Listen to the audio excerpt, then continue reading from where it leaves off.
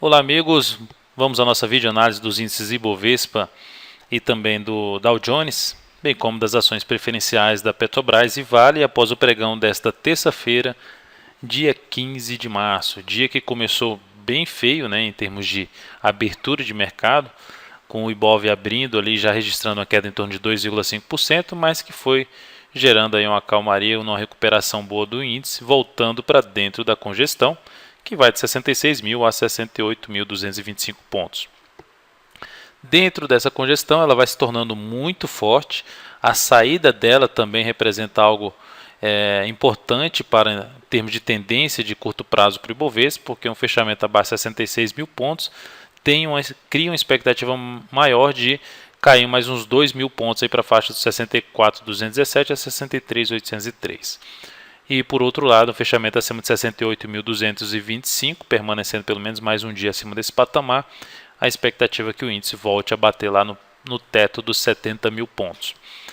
Então é 2.000 para cima, 2.000 para baixo na saída dessa congestão, que é a altura dela, em torno de 2.000 pontos é a altura dela, então essa altura é replicada na saída para cima ou na saída para baixo, conforme o padrão de congestão aí, padrão gráfico chamado retângulo. Para quem tiver alguma dúvida sobre retângulo, basta assistir o vídeo de aprendizado a respeito deste padrão no site da altovira.com.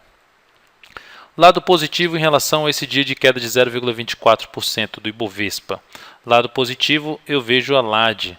LAD nesse pregão fechou ainda de forma positiva, gerando divergência de alta. Ela já vinha dando um sinal positivo, a LAD vai apontando para o Ibov sair, rompeu 68.225 pontos. Vamos ver se confirma aí nos próximos pregões o fechamento acima de 68.225 pontos. Ibov fechou em queda, LAD em alta, divergência positiva. O Clímax apenas acompanhou a queda do Ibov, uma leve queda, e deu uma aliviada aí, veio para baixo dos 30%, região mais forte sobrecomprada do Clímax, olhando para o curtíssimo prazo, porque isso aqui é curtíssimo prazo, 50% a 70%. Então, quando o Ibov chega nessa região, há uma chance de alguma realização de lucro, principalmente se isso casar com o Ibovespa em alguma resistência. Tá? Olhando agora para o Dow Jones é que não fechou o dia muito bem, fechou o dia em queda de 1,15%, perdendo a média móvel simples de 65 períodos, sinal negativo. Testou efetivamente os 11.800 até um suporte mais abaixo, 11.742. Depois desse valor, suporte mesmo só em torno dos 11.573 pontos. O lado positivo para o Dow Jones é se amanhã ele conseguir fechar aí acima, voltar para cima dessa média móvel simples de 65 períodos. Isso vai dar um sinal gráfico que a tendência do Dow Jones dá uma congestionada aqui entre os 11.900 até a média móvel exponencial ali, que está em torno dos 12.000, que ela deve cair um pouco mais, ficar aqui nessa região de antigo suporte 12.054, agora funcionando como resistência. Então ficar congestionado um pouco aqui nessa região. Vamos ver como é que vai se comportar o Dow Jones amanhã. Lembrando que, olhando até um gráfico intraday de 60 minutos, se confirmar essa estrela cadente que girou aqui em cima da média, em cima da resistência dos 11.897, aumentará a chance de continuar caindo para o Dow Jones.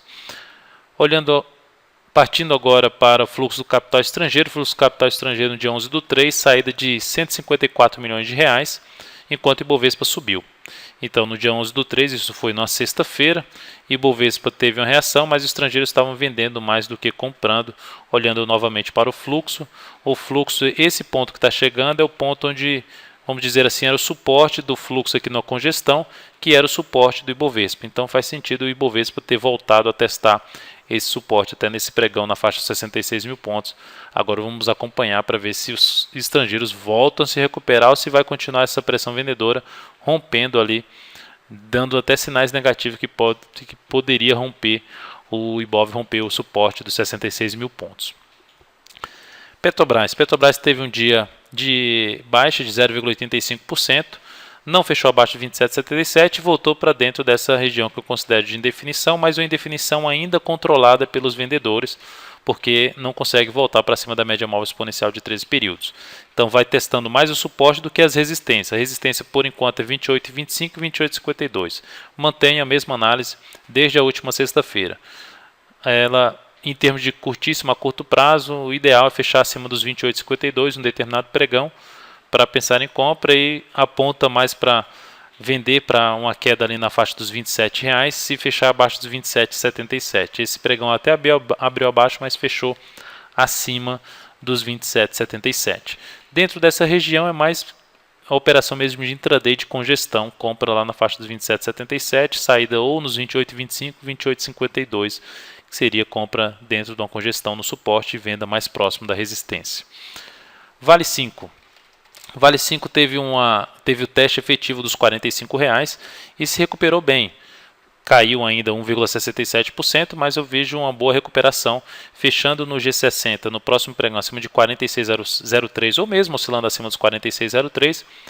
Para quem não acompanha um gráfico intraday, oscilando acima dos 46,03, abre uma chance de entrada com o objetivo ali desde os 46,74 a 47,19 e seguido de 47,52 são as próximas resistências, pontos que pode trazer realização de lucro, os valores que eu acabei de comentar. No G60, fechando acima de 46,03, seguido de nova máxima, também abre chance de compra e stop na mínima do candle que conseguir fechar acima dos 46,03.